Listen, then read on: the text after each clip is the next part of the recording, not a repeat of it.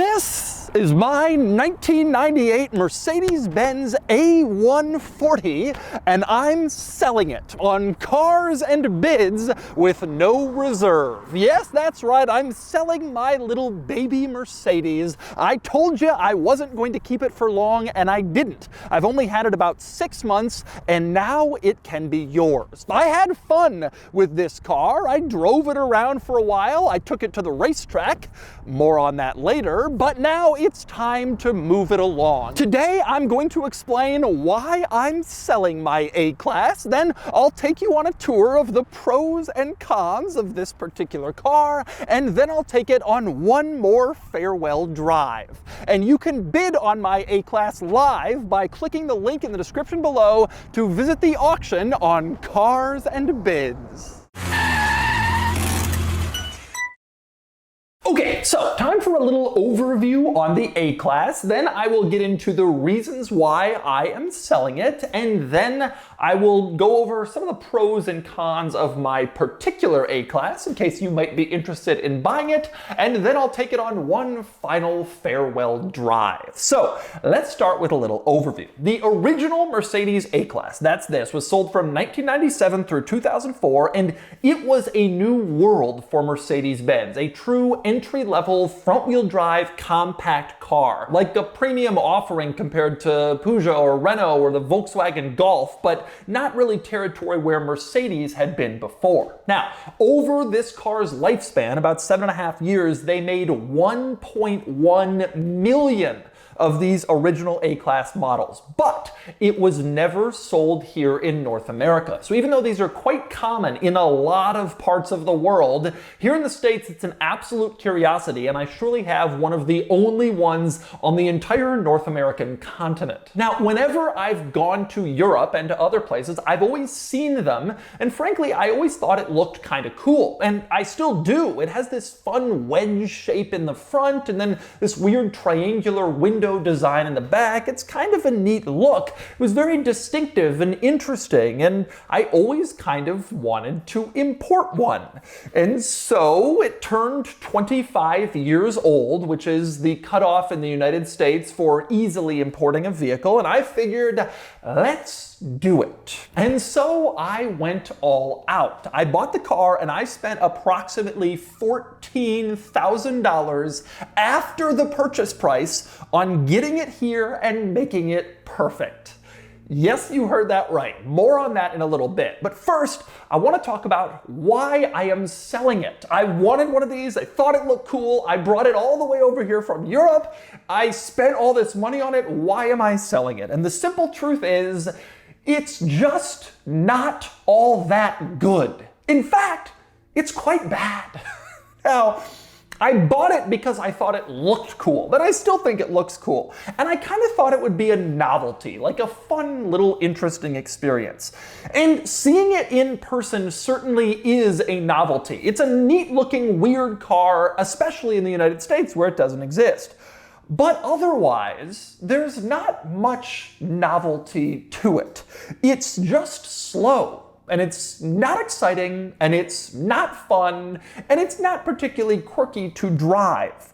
Now, when I bought this car, everybody in Europe warned me about this. They said, that car is just trash, it's boring, it's stupid, why would you want to import that to America, all the cool cars?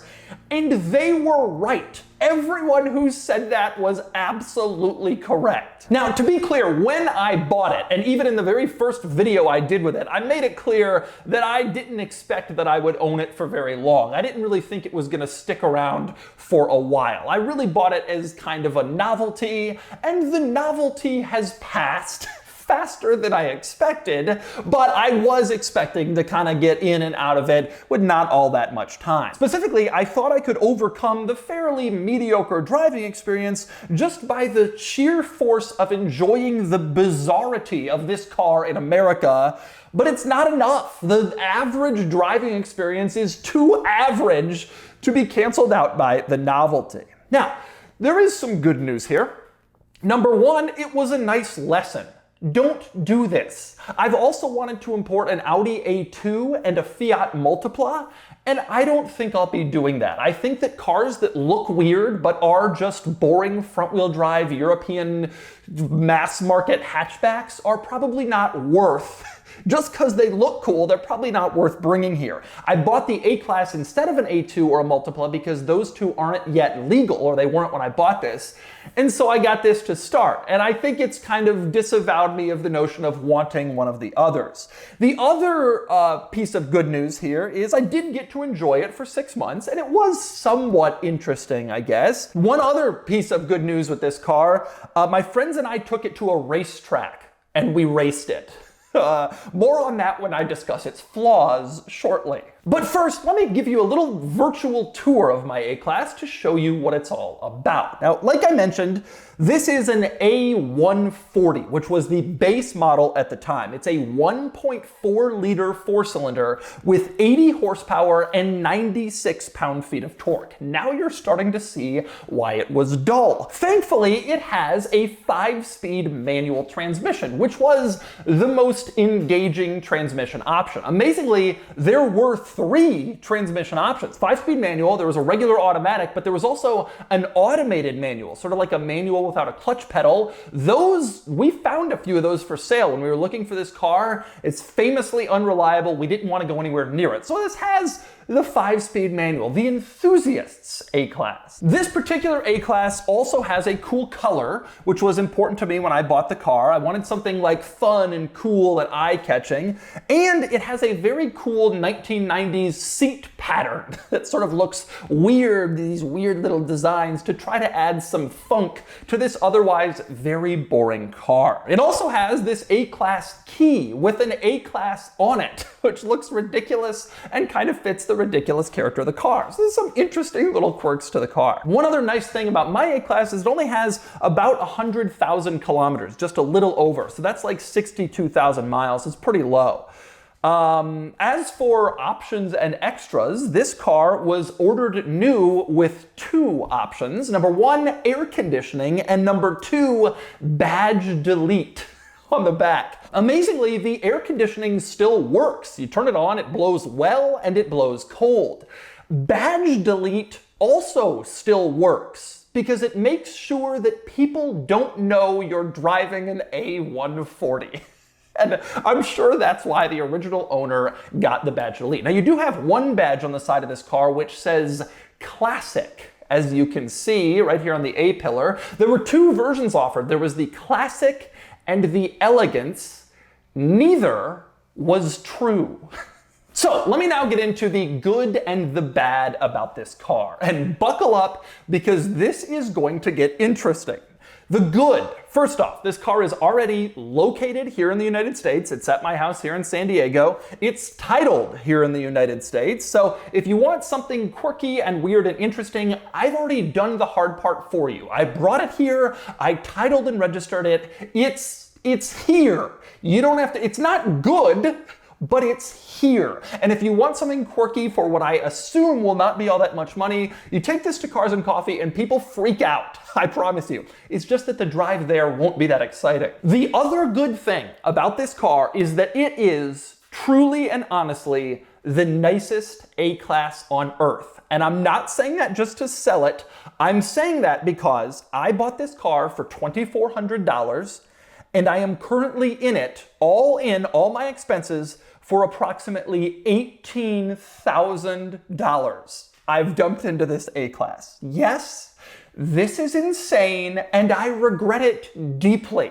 But let me explain what happened and how I made this the nicest A-Class in the world. So $2,400 to buy the car and then about $4,500 in transport and duty. So I bought the car in Central Europe. I had to transport it to the port. Then it went on a ship and got to the Northeast, and then it had to be transported again within the Northeast in order to get to where I was. And then you have to pay duty. It was about $4,500 all in. The rest, it's about $11,000, was service work for this car. And there are tons of things that I did. So, starting with cosmetic stuff, the A140 got new A-pillar trim, new mirror covers, a new hood emblem, a new interior window roller, new lower door trim, and 4 new hubcaps. It also got lots of rust repair, because one of the issues we were finding looking for one of these old cars in Europe, nobody thought to preserve or care about an A-Class, and so it was hard to find a nice one that wasn't rusty. We found a lot of them that were really rusty, and then we found this one that was a little rusty. And so when we got it here,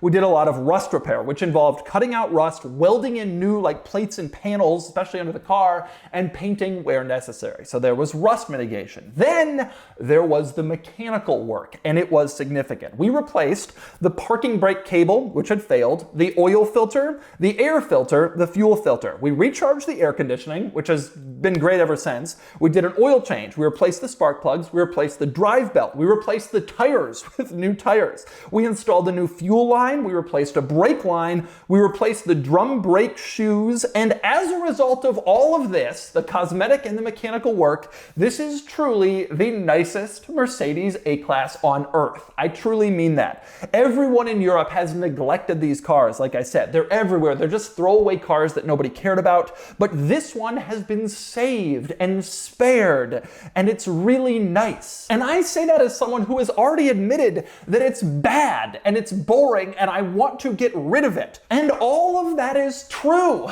But as these things go, this one is really nice. Just not to drive. Okay, so I also want to tell you about the bad with this car. A few things. Number one, this piece of interior trim has come off. It covers up the third brake light in the tailgate area. I'm going to try to glue it back on before the auction concludes, but I've already tried to glue it on twice, and it's come off both times, and I don't really care anymore. You can glue it back on, but I will give it a shot. Number two, we took this car to the racetrack. In a few days, I will be posting a video, a racetrack day video with my friends, where me and all of my friends did hot laps in the A-Class to see which one of us was faster. You've already seen a video where we drove our own cars on the racetrack and we decided who was faster based on that. But the real test, of course, is who's faster in the same car. And I had the A-Class and we figured, why not C? So we all did hot laps in the A-Class. Now, to be clear, I have driven this car about 50 miles since that track day. And it doesn't seem like anything got messed up. It doesn't drive any differently, it doesn't sound any differently, it doesn't feel any differently. But just know that this baby has seen track use. So other than that, other than those two things, the track day and that stupid plastic panel, there's nothing bad about this car. There's no other flaws that I'm aware of. There's nothing that specifically needs to be disclosed. There's nothing bad aside from the fact that it is an A-Class. Okay. So there you go. With that in mind, time for one final drive in the A-Class to say farewell. Thank God, and I'll give you my driving impressions. All right, I'm driving the A-Class on an American freeway, and I guarantee you that was not part of the design brief for this car. And you can tell because it is very, very slow. Actually, it's not so bad on the highways, which I'm surprised by. It definitely was not intended for this, but of course there are highways in Europe, and so it was always going to go on them. But it's more of a city car for sure. But when it does get up to freeway speeds, it's remarkably smooth and stable. It's just very, very slow to get there. And frankly, that kind of sums up generally my experience with the A-Class. It's actually fine, it's just slow and unremarkable. That's kind of the general reality of this car. Driving it around, there's less noise than you would think. You don't get a lot of tire noise, you don't get a lot of wind noise. You get some, but it's a 25-year-old entry-level car. I would have expected more. It's a reasonably comfortable place to spend time. Now, we've done a lot of work, tires, suspension, even replacing rust components. It probably would have felt a little bit more tired and such 6 months ago. But if this is how it was back when it was new, and I imagine we've gotten fairly close to that, then it's reasonably good. The ride quality is fine. I mean, as a runabout car, just to cruise around, this is great. And frankly, that's why I bought it. I wanted a car, I have a place on the East Coast, so I wanted a car I could just drive around the town there. And I did, and I did that for the summer, and it was fun. But it doesn't make a lot of sense in California now, where the distances are longer, there's freeways to go everywhere, the cars are bigger, and it's like, why do I have this thing? Plus, it's always sunny, and I kind of want something with an open roof. As for the rest of the driving experience, when we drove it around the racetrack, we discovered that it is pretty understeery. I would say that's an understatement. It is amazingly understeery. I wouldn't, if I were you, take it to a racetrack yourself. The clutch pedal feel is vague, the shifter feel is vague. They're not the worst I've driven, believe it or not, but they're not great. The clutch is kind of notchy in the sense that it's not completely linear, which makes it a little bit hard. And frankly, the car just has so little power that it's difficult to know where to, start releasing the clutch, because you just don't hear anything, you don't feel anything. It's just such a light car and a light clutch. The driving position is actually pretty good, and that's one thing that everybody praised the A-Class for in its day, and still now it's great. And I say that because you're basically at the very front of the car. This is a very little car, but it feels even littler because parking is so easy. What you see right in front of you is basically where the car ends. Like, it's really that small. And so you can kind of put it anywhere. You can back into any spot, you can parallel park anywhere, and that's kind of a cool thing about it. It's a very little car, especially considering it has 4 doors. It's actually surprisingly small for a 4-door vehicle. Interestingly, like I mentioned, the ride isn't as crashy and awful as you might think. There's not much rattling, probably because we took care of so many interior trim pieces that would have rattled. But like, it's not as rough riding as I expected it to be. It is by no means smooth. This is not like any sort of luxury car. Don't let the Mercedes badge fool you. It's not smooth, but it like rides okay. I mean, for a 25-year-old economy car, this is actually a pretty good vehicle. For a car that an enthusiast would want, it is not a good vehicle. And so I really do caution people on buying it. Like, buy it knowing what you're getting into, which is to say, like, don't expect it to be like especially fun or exciting. The fun of it comes in the novelty of having an A-Class in the States. And I gotta say, I do get people come up to me and saying, hey, what is this thing? Where is this from? I've seen these in Europe. I've had several. The biggest contingent of people who have come up to me have been Europeans who say, my grandmother had one of those in Italy or whatever. That's who comes up to you, and it actually turns more heads than I was expecting, considering it's just a stupid little Mercedes. Most people don't really pay attention and notice this stuff, but people have. Overall, this car is fine, but I got my fun out of it. And it was kind of enjoyable for 6 months to just screw around in. I just put way too much money into it, and it's time. I've had my experience.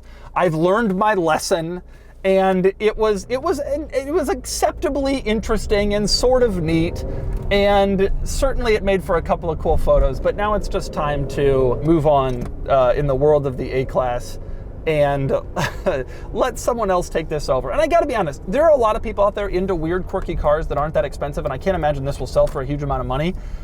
This is kind of cool if you want that. If you're an aging, Robert Dunn of aging wheels kind of guy, this is the car for you. You want something that'll turn heads, that'll do cars and coffee and kind of succeed there without spending $1 million for a Senna. This car actually does that. It's just not gonna be all that much fun getting there. And so that's my 1998 Mercedes-Benz A140. I can't say that I will miss it, but I'm happy I had it. And I'm happy it'll find a new home on Cars and Bids. Check out the auction in the description below. Bye-bye, A-Class.